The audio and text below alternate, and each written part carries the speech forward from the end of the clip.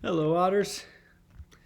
Just about this time of the year, we'd be hearing all the calls of baseball games happening, and I know many of you play South County Little League, and you'd be about playing your games and practicing with your teams, but we're without baseball right now. But I'm going to read a book to you called Randy Riley's Really Big Hit by Chris Van Dusen.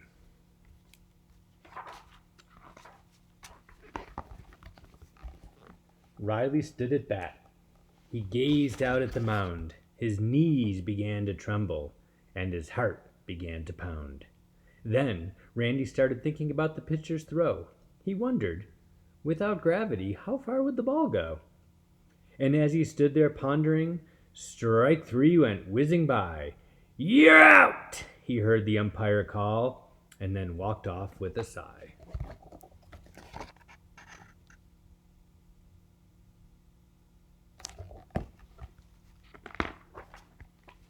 See, Randy was a genius. He just couldn't hit the ball. He struck out every time at bat. He wasn't good at all. But something beyond baseball brought a smile to Randy's face. What Randy Riley really loved was stuff from outer space. He studied all the planets. He memorized their tilt. He researched how the thrusters on the rocket ships were built. He knew the constellations and the light years to the stars. And wouldn't it be great, he thought, to ride a bike on Mars? That actually sounds awesome. I would love to do that. When Randy Riley got back home, he went up to his room. He knew he stunk at baseball, and it filled his heart with gloom. So he took his favorite robots from the shelf above his bed and staged a game of baseball with his robot team instead.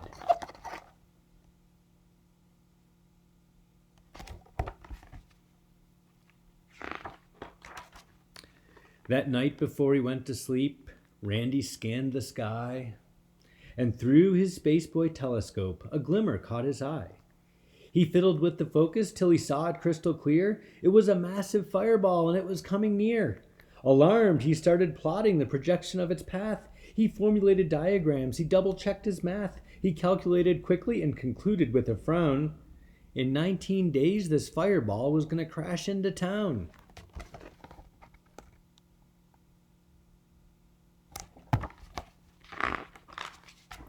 Randy Riley flew downstairs to warn his mom and dad. The impact would be major and the damage would be bad. He explained the situation until his face was red, but they told him he was tired and they sent him off to bed.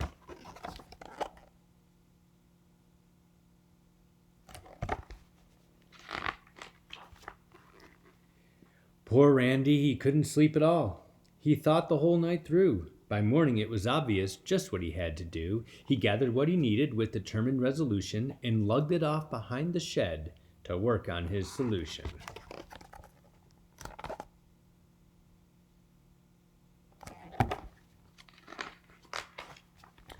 Randy toiled for 18 days while other kids had fun, but he was on a mission, so he worked until he was done.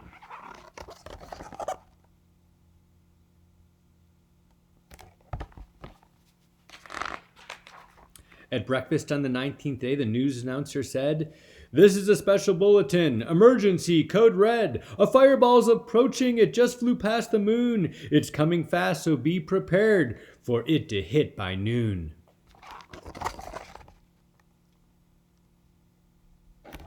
People are probably wishing they had listened to Randy by now. Everybody burst outside as fear and panic grew, but Randy ran back to the shed. He had a job to do.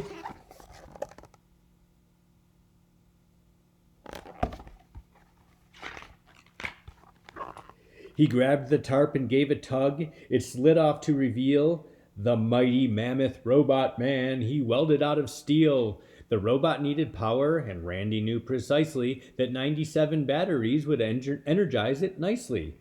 The eyes lit up, the engine whirred. Step one was now complete. So far, so good, thought Randy. Then they thundered down the street.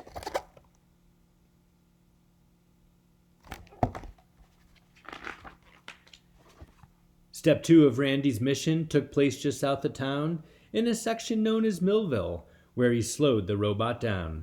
The robot ripped the smokestack off an abandoned old mill.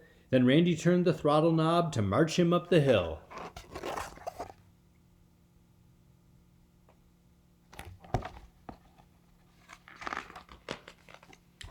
Back in town, the people were as frightened as could be, but Randy knew the time had come for critical step 3. The robot burst out through the trees, stepped up and took a stance, while everyone fell silent, as if frozen in a trance. Randy's eye was on the ball, no room for error now. 3, 2, 1, and flip the switch, a swoosh, and then...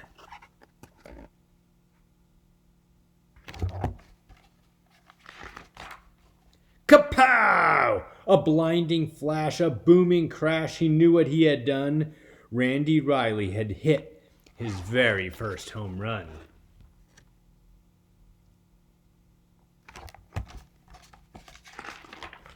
The fireball sailed out of sight. A rousing cheer began. Hooray for Randy Riley and his giant metal man! And as the crowd went crazy, Randy stood there with a grin and mumbled, how predictable. A fastball low and in?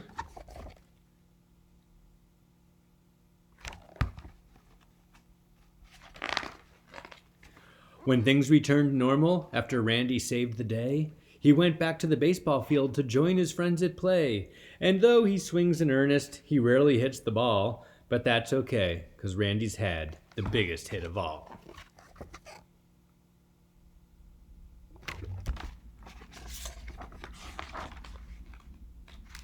And that's the end. And while I'm not a really big baseball fan, to be honest, it doesn't really interest me.